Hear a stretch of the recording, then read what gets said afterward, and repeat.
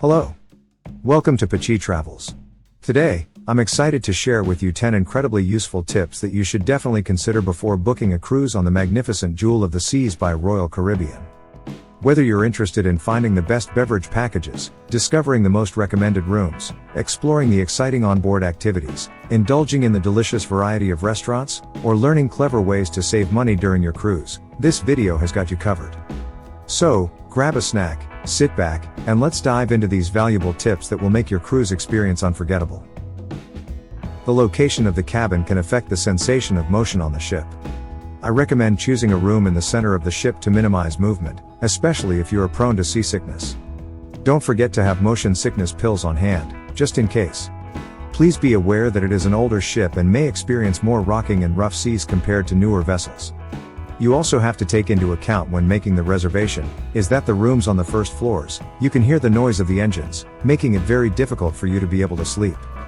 My recommendation is that you don't take the room either on deck 2 or 3.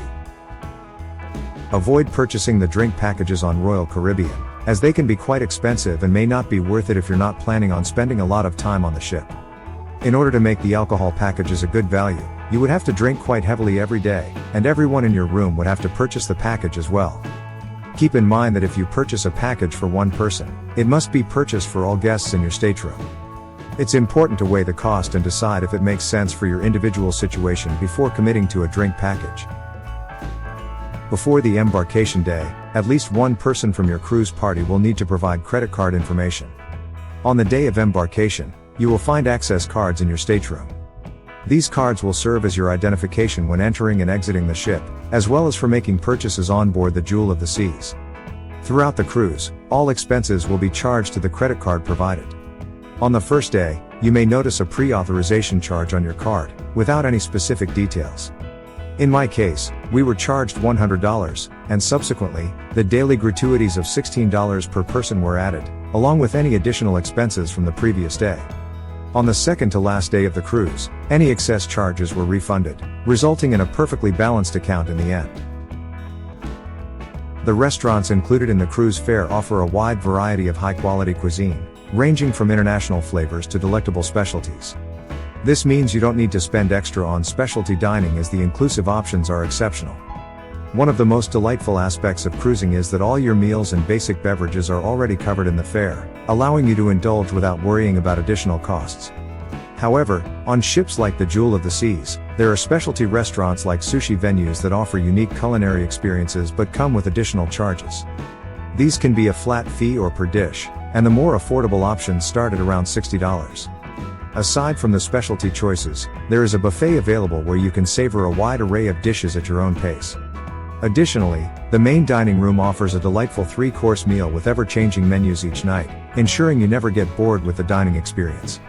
I found these inclusive options to be satisfying and memorable throughout my cruise journey. Once you have booked a lower-priced room, Royal Caribbean often sends an email offering an upgrade for a minimal cost.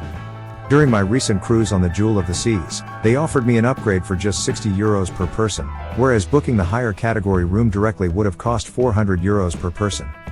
It's important to note that this offer is not always available, but I believe it's worth taking the chance at such a reasonable price. Gala Nights are not mandatory on Royal Caribbean cruises, so there's no need to waste luggage space on fancy outfits if you don't want to participate. The dress code is not strictly enforced, and you'll see a wide range of attire, from elegant dresses to t-shirts, worn by passengers. Feel free to dress comfortably and embrace the diversity of styles on board. The onboard laundry service on the Jewel of the Seas can be expensive, so it's not advisable to plan on doing your laundry on board if you don't want to spend a significant amount of money. If needed, you can wash your clothes during one of your port stops or opt for the onboard laundry service on the Jewel. However, keep in mind that they charge per garment rather than by weight. It's better to pack enough clothes for the entire trip or consider washing your clothes on land to avoid unnecessary charges. Inside the cruise ship, it can get quite chilly, so even if you're headed to warm areas, it's a good idea to pack some warm clothing for when you're inside the ship. While there is a thermostat in your room to adjust the temperature to your preference, the common areas may still feel cold. Therefore, it's recommended to bring a light jacket or sweater to stay comfortable while indoors. Even though tap water is free on all Royal Caribbean cruises, bringing your own bottled water can be a convenient option, especially if you have a preference for a particular brand or type of water. Additionally, bringing snacks or other small food items can be a great way to save money and have some extra snacks on hand while exploring the ship or during excursions. Keep in mind that Royal Caribbean allows 1 bottle of wine per adult passenger on embarkation day, but is not allowed to be consumed in the public areas of the ship.